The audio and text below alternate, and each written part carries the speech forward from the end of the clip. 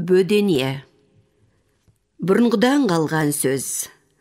Асқар, асқар, асқар тау, асқардан биік тау болмас, балапан торғай басына шырқап ұшып шыға алмас дейді.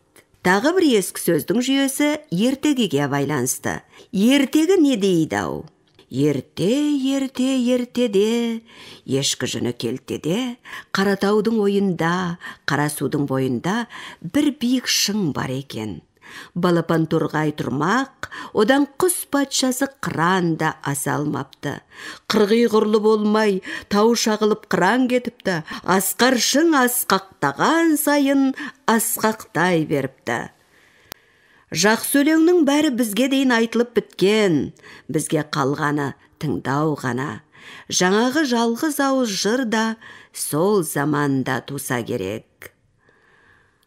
Аққу мен асаламын депті, бірақ орта жолда қанаты талып, сыңси жылап, қамысқа сіңіп көзден ғайып болыпты. Ұлар ұшыпты, ол да жолдан қайтып, ұялғаннан ұясынан шықпай қойыпты. Құс ұшқыры қаршыға қанатынан қайрыса, қаршыға түсер шаршыға деген сөз со бір кезден қапты дейді. Тағы кім бар дегенде басым баққан момын Бөдене келіпті. Тәуекел депті, мен ұшайын. Қой ойбай депті өзге құстар, тасқа құлап, бауырың езіліп, сүйегің шаншылып қалар сорлы. Сен кімнен артықсың? Құласам, туған жеріме құлаймын депті Бөдене. Бауырым езілсе, туған жердің тасына соғылып езілсін. Тәуекел.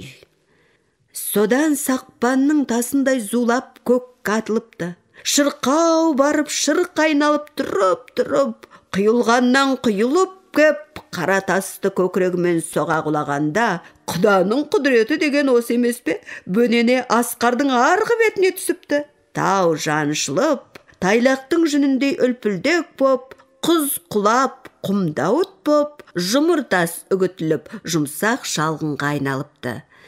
Міне содан бері Бөдене өзге құстардай құйрығымен емес, бауырымен жер құшақ қонады екен.